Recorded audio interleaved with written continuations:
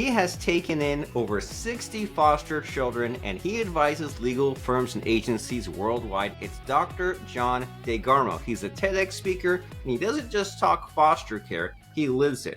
From trauma to transformation, he equips people to help children in crisis. So we're here to talk about this system that's sometimes broken, that we should be educated about, especially when it comes to terms with our faith and where someone may feel overwhelmed or underqualified with foster care. It's good to know about these options, possibilities for our life future, and especially helping the kids out, which is what's it all about, that next generation. So, Dr. John, glad to see you, glad to be speaking with you. Hey, thanks so much. Thank you very much.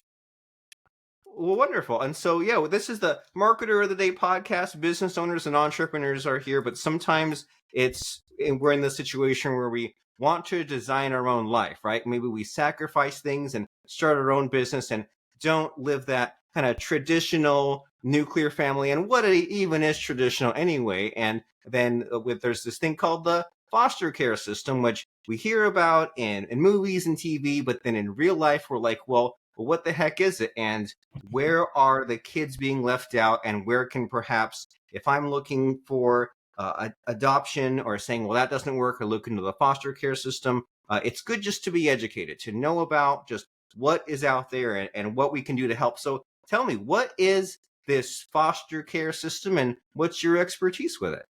Well, you point a lot of great points there. I didn't know anything about the foster care system before I became a foster parent. In fact, I really believe a lot of the misconceptions that are out there, that kids are bad kids, that foster parents are weird people.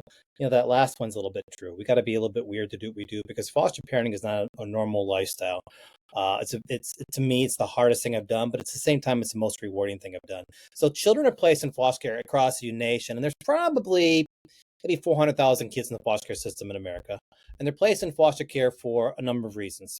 Mainly, the three main ones are abuse, abandonment, neglect. And they're in the foster care system until their birth parents or biological family members are able to take care of their caseload. And that caseload might be parenting classes, drug rehab, finding stable housing, etc. And if they're unable to do so during a time frame, then many children are placed into adoption. A child is in foster care for average maybe 18 to 22 months, although I've worked with some kids who have been in foster homes, 30, 40 different foster homes, 10, 15 years. You can imagine what that does for a child with issues of trust and issues of attachment. Now, I said there's about 400,000 kids in the foster care system, but that's not including kinship care. That's where the child is living with a relative, like maybe a grandparent or an aunt or uncle, and there's hundreds of thousands of those children as well.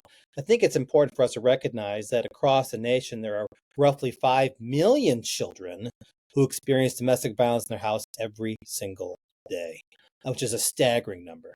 And of course, you have human trafficking, which I call America's ugly secret as well, which all means within a mile of where each of us lives, there's probably a child right now who's crying out for help, who needs help, because it happens in every single community. And many times it happens within our own families, but we might not recognize it. We might not acknowledge it. Oh, so it's a scary world out there, but it's good that we have some of these structures in place to take care of our own citizens. And I'm just now remembering, like, I have a podcasting friend where him and his wife, they were kind of on the younger side and they were like not sure if they were like ready to have kids, and they wanted like a trial run. Sounds kind of bad because it is a kid, it is a person, but they fostered a kid for I think maybe like 6 or 12 months or whatever some length of time was, as kind of like okay, are you ready to be parents or not? Just kind of throw themselves into it. And then the foster kid, went on his way, and then they got a biological kid in the mix after a while. So it's like, okay, well, what a world we live in, right? Where we have these kind of options available to us. And so it seems like you explained the foster care system is like kind of this like middle ground, right? Where it's like, well, maybe the kid will go back to their parents if they get the drug rehab, or maybe they'll go off to like the permanent adoption, but they're just still in this temporary situation. And so I'm curious about how you jumped into this. As you said, like the foster parent, you have to be kind of a weirdo in a good way, right? That you like things to be a little out of the ordinary, unconventional, because as you said, there's like all these thousands of kids. They need help. And so what even like made you decide to do this? And what's it like, applying and becoming a foster parent? That's a great question. Again, I didn't want to do it. I never planned on doing it. I never thought about it. In fact, I probably want to do the opposite. My wife, who's from Australia, we moved back to the United States back in 1997. And at that time, I was chasing my dream career job.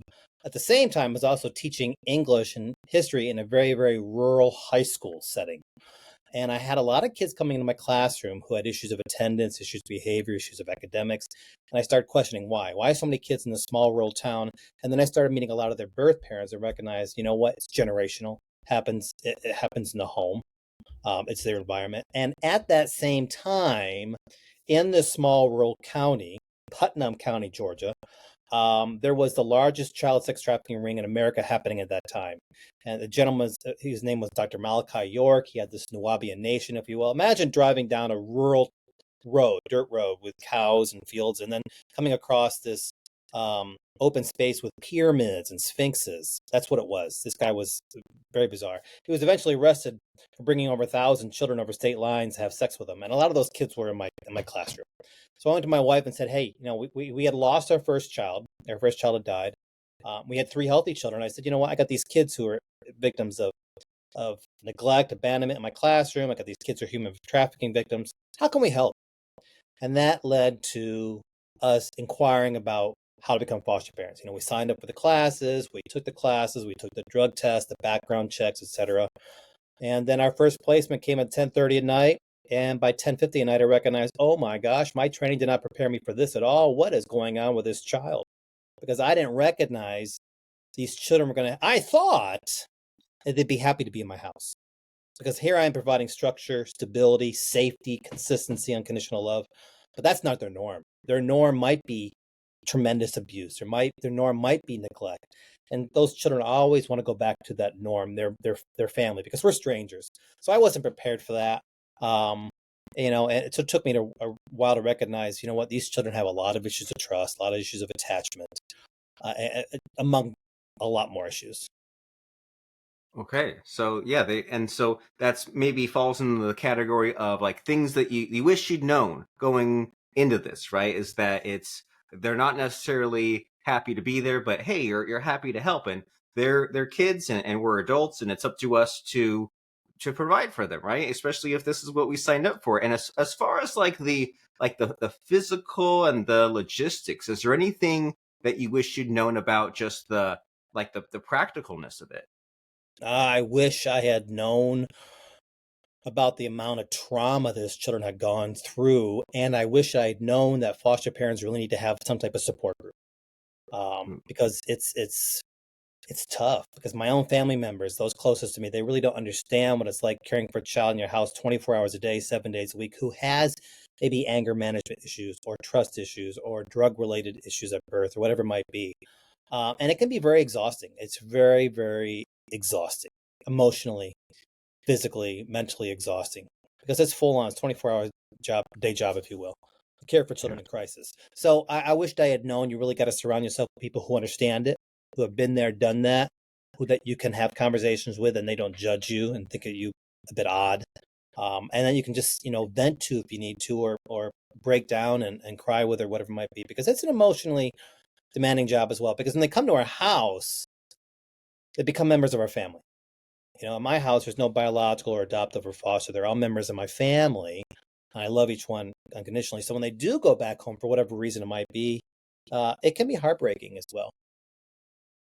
Right. Well, I mean, yeah, that's deep. And so, and you remind me that, when you were kids, we assumed that adults are perfect. And if an adult lets us down, it's not that they make mistakes, it's just that maybe they chose not to. And it's like that there's some kind of saying where as you're growing up, in a way, you get to see your own parents growing up because they're maybe 30s or 40s and you're just maybe like 5 or 10, but you see them maturing. And then when you're that age, you're like, oh my gosh, like I thought my parents had it all figured out and I sure don't. And so it's just this lesson that you don't have to be perfect to help someone else out, and you need this support group of the other foster parents. And even therapists have their own therapist, and even they have their own therapist, right? We all need some of that outside help. And so with 60 children coming and going, like how do you well, I mean, how do you even like remember all the names of those that I don't even remember like most of my teachers, but then with 60, like what does that even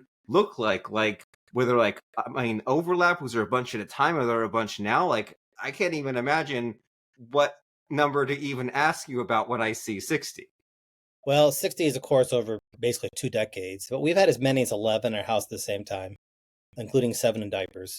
And the state cap is usually 6, but in truth, there's not enough homes. There's not enough foster parents. One of the crises the foster care system faces in America is more children coming into care. You got a mental health issue in America. I think the real pandemic is mental health, and our children at the forefront. So these children are really struggling, but there's not enough people who are willing to open up their homes because they might believe, all those kids are bad kids.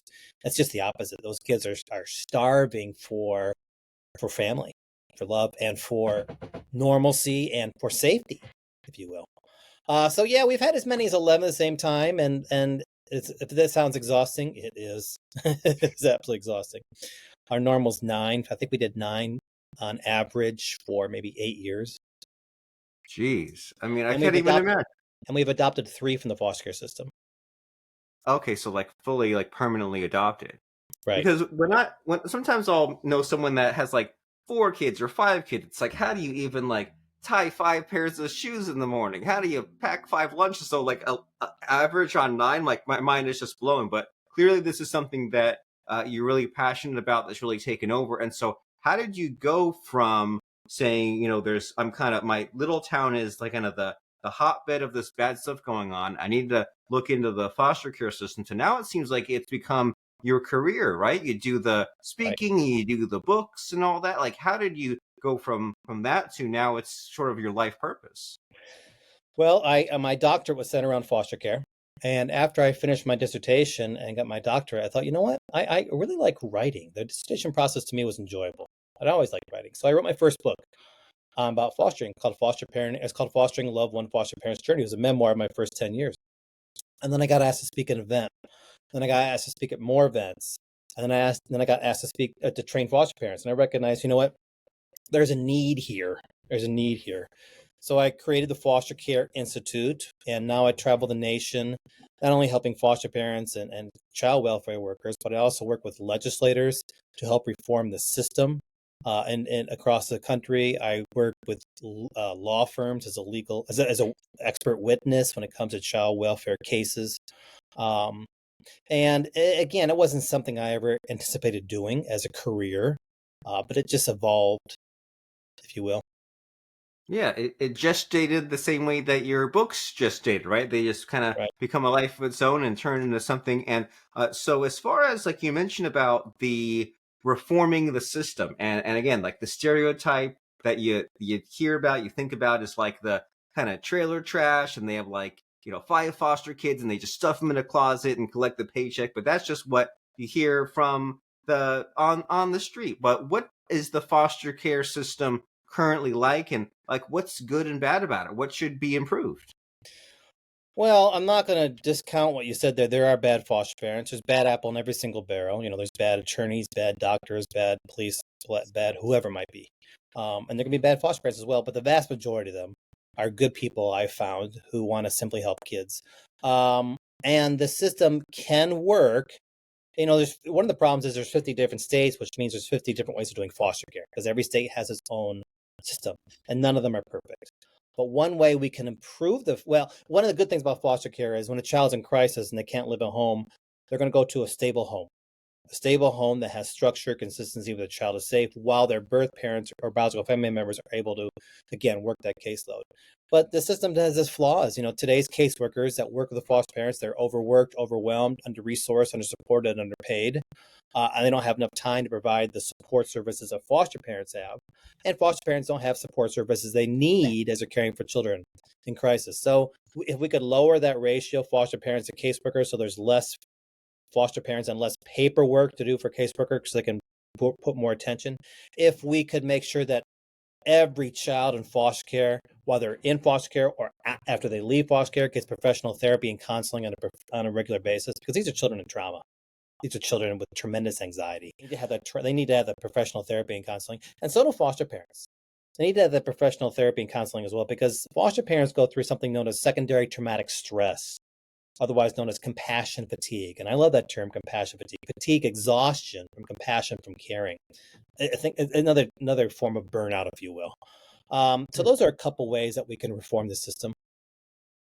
Yeah, and it almost seems it reminds me of the concept in schools when they talk about the ratio of like the class sizes of the kids, right? Similar idea with the caseworkers or the foster parents. Like Right. if you have too much, then the system is overloaded and you need to get that down. And then therapy in general is good, isn't it? I mean, like I'm going through a divorce right now, and me and my ex, we have our own therapist, and then we have a therapist we see together for co-parenting purposes. And it's like, hey, it's good just to get the words out, right? You verbalize it, you get the sounding board, you get the perspective. I mean, just people talking about their compassion fatigue and the stress trauma, it's always an upside, right? Just to kind of have that communication working. And so you've done all this, your education and your writing and your research and your books and your speaking. Is there anything that you think is maybe like not talked about enough, or unknown or surprising, something that maybe surprised you or might surprise us? I didn't know how prevalent child abuse was. I didn't know how prevalent neglect was. I didn't realize how prevalent the number of children who were living in families where they were suffering tremendous trauma. I didn't recognize how significant that number is. As I said earlier, we've got 5 million kids in America who experience it every single day in their house. And that's a significant number. I didn't realize that human trafficking is the number one global business, because I can take these pair of pruning scissors that I use in my garden and sell them one time, but I can take a child and sell that child 10 to 12 times a day, 7 days a week for 10 years. So I don't Yeah. recognize some of those things. Yeah, that's dark stuff. And then it's like no one wants to talk about it. And it's Right. just it's And such we a brush it under the carpet and we ignore it, and it just continues to grow.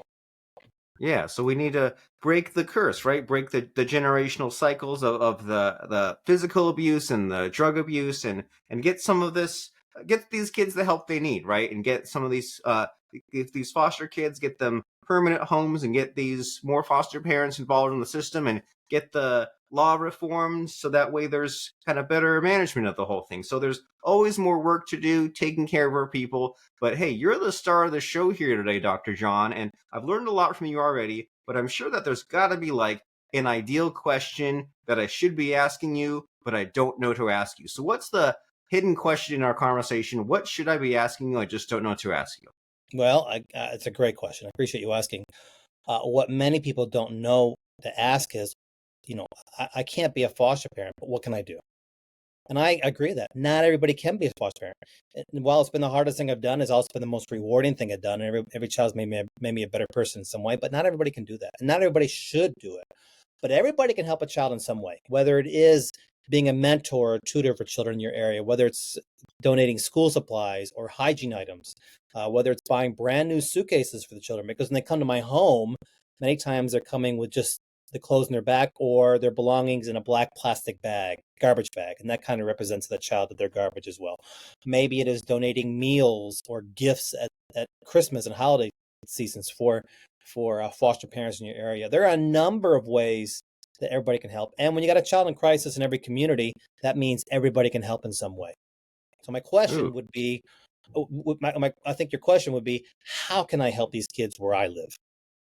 Right. And you listed so many wonderful ways, right? And where it can just be as simple as donating a little bit. And that suitcase thing, you're triggering a memory there. Like my mother was a social worker, and she told me that many times when the kids would go from one home to another, they just carry their stuff in a garbage bag and then feel like they are garbage. So it's that's one of those tidbits where you wouldn't normally think about it, right? You wouldn't know, oh yeah, the kid needs an actual suitcase, and something just Which, that simple, hey, we can make a difference.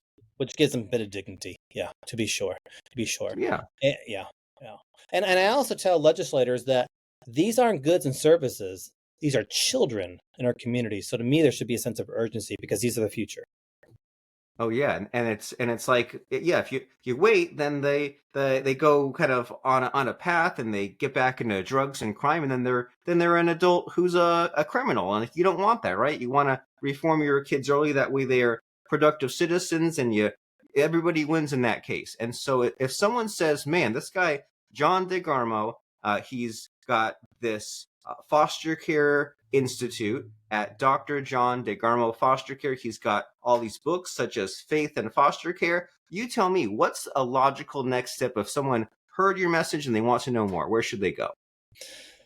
Well, they can go. If they want to learn more about being a foster parent in their own area, they can simply call up their child welfare agency in their area, whether it's a private one or a state one. If they want to learn more about adoption, parenting in general, then go to my website, the Foster Care Institute. There's webinars, videos, articles, podcasts, you name it, it's all there around that. I think those are two avenues. Again, your local child welfare agency, whether you want to be a foster parent or you want to help in some way, they can steer you in the right direction. Wonderful. So you look up Google your local child welfare agency and just see how you can help, find out what phone number and have that conversation, and have the person tell you like, okay, well, what are you able to do? Can you full on be a foster parent or just do some of this contributing we've discussed? Have that conversation. And so Dr. John DeGarmo fostercare.com. That's where you can do that reading. You can watch Dr. John's many videos and webinars, and there's all kinds of other resources. Like he's got a best-selling book called The Little Book of Foster Care Wisdom, 365 Days of Inspiration and Encouragement for Foster Care Families. There's a newsletter, so there's all these resources. That's the hub, Dr. John DeGarmo fostercare.com. And as we're heading there, Dr. John, it's time for the scary, frightening, terrifying part of the podcast where I try to stump you. I try to put you on the spot by asking about a fun or interesting quote or lesson that has served you. So, what comes to mind as far as a fun or interesting quote or lesson? I'll tell you a heartwarming fact, if you will. We had a child in our house who didn't know how to speak a word, been so traumatized. And the day he left our home after about 6 months, he spoke his very, very first words to my wife. And those 4 words were, "I love you, mommy." And to me, that just made it all worth it. It made it all worth it. Yeah. Yeah, that's wonderful. And it's been worth it speaking to you, right? Sometimes I talk to someone and they've got some kind of like AI app or some like spreadsheet company, which is great. But sometimes you're just like, hey, what's it really all about? And how do we help the people around us in our community in the future? And it's been wonderful to hear about your journey, Dr. John, and then how you've also said, well, it's taken over your life, it's transformed your life, and you're like, hey, let me pass this message on to transform others. And I appreciate what you do. So that's Dr. John DeGarmo fostercare.com. And if you're interested at all in helping out with all these kind of missed out and underprivileged kids who need your help, you can do it in many different ways. Dr. John DeGarmo fostercare.com. Go there, you'll get educated. And thanks so much, Dr. John, for showing up, stopping by, and sharing all of this kind of touchy but important information with us. I appreciate it. I appreciate it too. Thank you so much. And I would just say to your listeners, I can't change the world and you can't change the world, but for those children we help, their world has changed. I love it. Very inspiring.